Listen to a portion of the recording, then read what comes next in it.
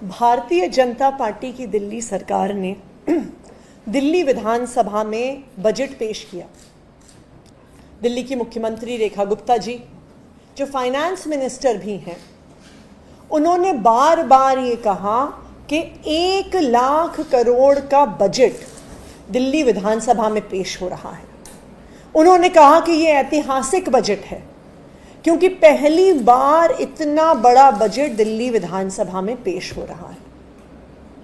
पर यह बजट ऐतिहासिक इसलिए नहीं है कि ये बजट दिल्ली विधानसभा का सबसे बड़ा बजट है। भारतीय जनता पार्टी का बजट ऐतिहासिक इसलिए है क्योंकि ये आज तक दिल्ली विधानसभा के इतिहास में सबसे झूठा बजट है।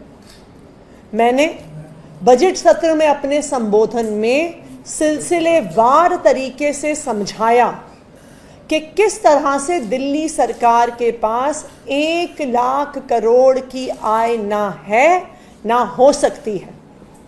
अगर आप टैक्स के आंकड़े देखिए तो जितने आंकड़े बजट में दिए हैं उससे कम 5,000 करोड़ रुपए कम टैक्स आएगा, 10,000 करोड़ रुपए कम लोन आएगा और केंद्र सरकार ने अभी तक 1 पैसा भी अपने बजट में दिल्ली सरकार के लिए नहीं रखा।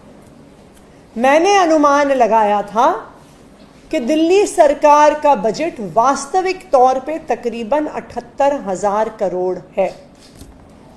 लेकिन आज जो मैं दिल्ली सरकार के अपने कागजात आपके सामने रखने वाली हूं, उससे ये साफ है कि दिल्ली सरकार के फाइनेंस डिपार्टमेंट को पता है कि दिल्ली सरकार के पास 1 लाख करोड़ छोड़िए, 78,000 करोड़ छोड़िए, फाइनेंस डिपार्टमेंट को पता है कि दिल्ली सरकार के पास मात्र 60,000 करोड़ हैं।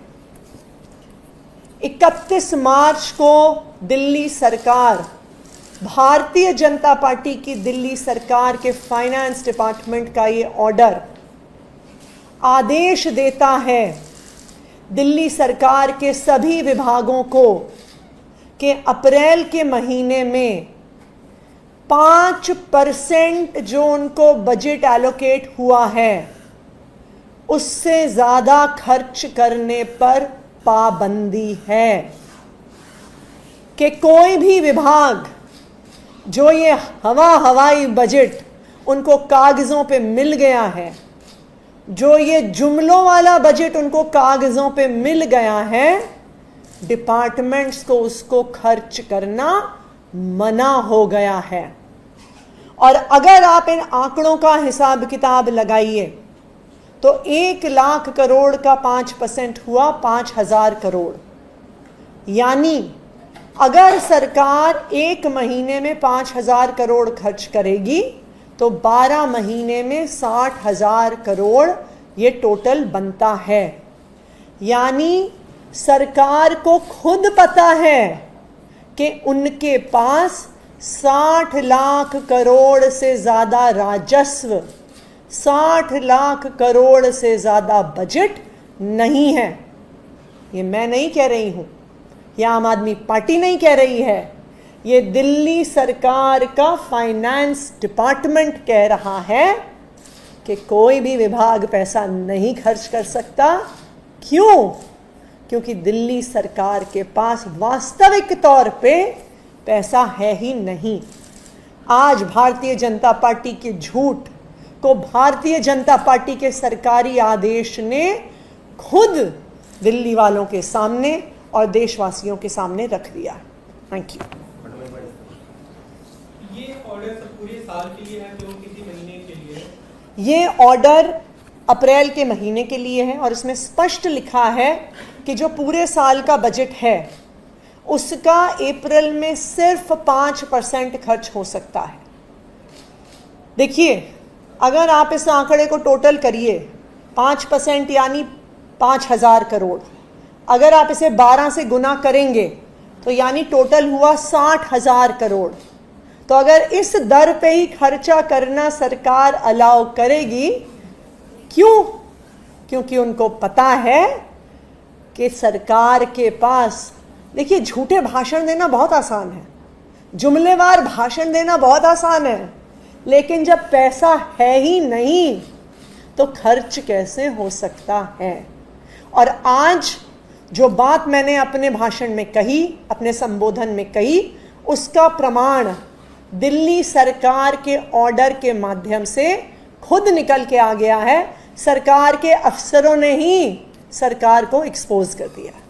एक दूसरा मामला है कपिल मिश्रा के खिलाफ कल राव रेवेन्यू कोर्ट ने एफआईआर करने का ऑर्डर किया, आप इसको क्या कहेंगे मामले में? भारतीय जनता पार्टी की दिल्ली सरकार के कानून मंत्री कपिल मिश्रा जी, जिनको पूरी दिल्ली ने, पूरे देश ने दंगे भड़काते हुए वीडियो पर देखा, शायद 2020 के दंगों में अगर किसी एक व्यक्ति का भाषण, भड़काऊ भाषण, दंगों को भड़काने वाला भाषण कैमरा पे कैप्चर्ड है तो वो कपिल मिश्रा का है। दंगों में जिन्होंने पब्लिक को भड़काया, आज वो सारे लोग जेल में हैं। और भारतीय जनता पार्टी के कपिल मिश्रा जी आज कानून मंत्री हैं, दिल्ली की कानून व्यवस्था के लिए जिम्मेदार हैं। कल जो राउज एवेन्यू कोर्ट ने आदेश दिया है, उसके बाद कपिल मिश्रा जी को दिल्ली में मंत्री होने का कोई अधिकार नहीं है।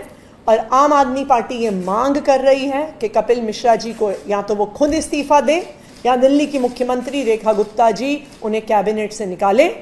और आज इस मुद्दे को दिल्ली विधानसभा में आम आदमी पार्टी का पूरा विधायक दल उठाएगा।